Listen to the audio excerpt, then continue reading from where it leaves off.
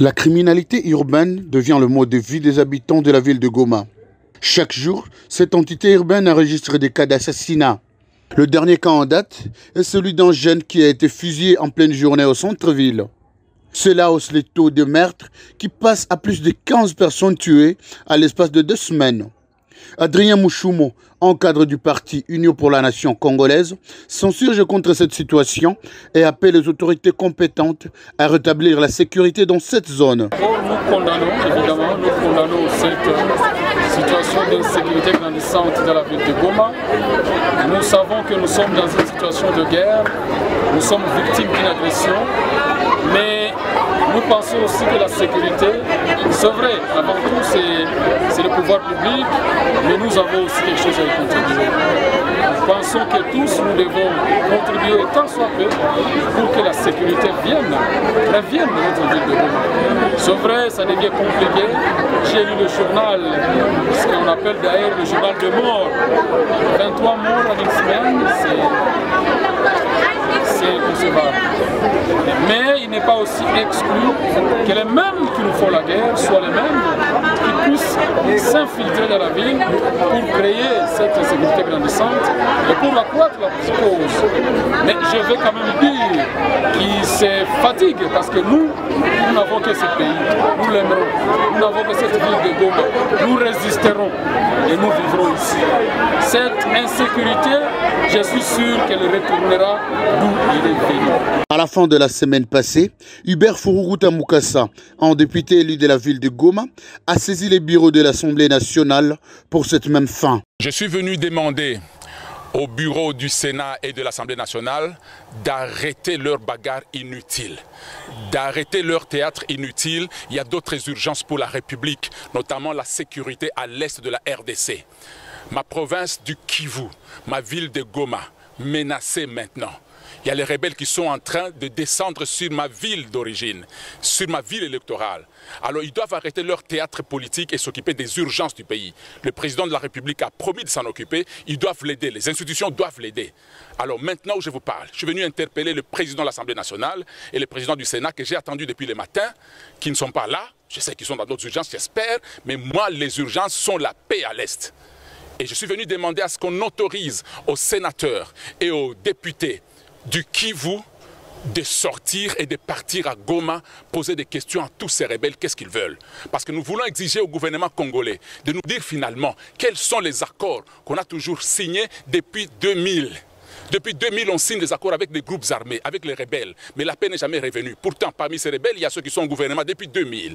Parmi ces rebelles, il y a ceux qui sont au gouvernement depuis 2005. Parmi eux, il y a ceux qui sont au gouvernement depuis 2008. Mais même, les mêmes rébellions continuent. Depuis le RCD, puis le CNDP, aujourd'hui le M23 et beaucoup de groupes armés, on ne fait que signer des accords, mais la paix n'est jamais revenue. Quel genre d'accord on a signé entre nous et les pays voisins? Quels sont les accords qu'on a signés avec les rébellions et la paix n'est jamais revenue? Maintenant, nous sommes fatigués. Au nom de la population du Kivu, au nom de ma ville de Goma, je suis venu demander qu'on nous rende compte et qu'on nous le dise immédiatement. Nous sommes fatigués. Qui sont les complices? Si nous sommes infiltrés, qui sont les infiltrés? Est-ce que nous manquons des services pour identifier les infiltrés au sommet de l'État, dans l'armée, dans la police, dans les renseignements, dans l'administration? Est-ce que nous sommes aussi indignes que ça? J'ai dit pour la dernière fois, la population du Kivu et celle de Goma en particulier exige à ce que les députés descendent à Goma pour aller parler avec ces rebelles-là. Si le gouvernement va nous aider, que le gouvernement nous aide. Mais nous allons le faire comme révolutionnaires. Nous sommes fatigués. Ça ne sert plus à rien de représenter des populations toujours massacrées, sans réponse du gouvernement et sans lumière par rapport aux accords que les pays signent avec les pays étrangers. Voilà. Le commissaire supérieur principal, Faustin Kamande Kapante, maire de la ville de Goma, a à son tour appelé la justice à s'occuper de ces présumés criminels présentés lors d'une réunion de sécurité qui sème terreur et désolation dans sa juridiction.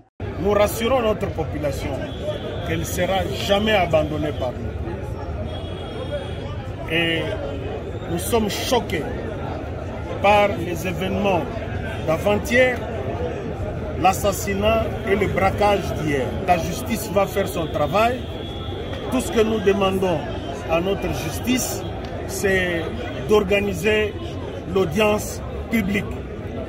Et le cas des bandits à main armée fichés par nos services, si on peut les amener dans d'autres prisons du pays, ça va essayer d'assainir le climat d'insécurité dans la ville de Goma et dans la province du Nord Kivu.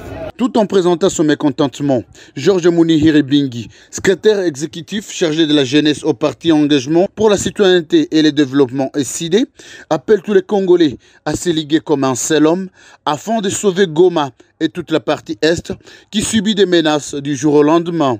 Et aujourd'hui, on ne peut plus parler au vrai sens de la nation congolaise parce que le problème de l'Est préoccupe moins l'Ouest. Le problème de l'Ouest préoccupe moins l'Est. Le problème du Sud préoccupe moins le Nord.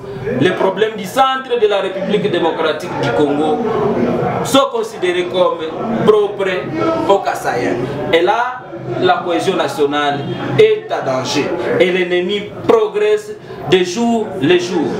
Pour la cohésion nationale et la solidarité nationale, nous appelons tout le monde, surtout les dirigeants congolais, d'organiser une collecte nationale de fonds ou bien de vivre et non vivre à faveur des déplacés internes dans chaque province pour que ces déplacés qui sont ici à Mobambiro, à Kimashini, à Mugunga, et ceux-là qui sont dans des familles d'accueil ici à Goma, les déplacés qui sont venus de Rutshuru, de Bunagana, qui sont ici à Kanyaruchinya, qui sont dans la ville de Goma, puissent se sentir aussi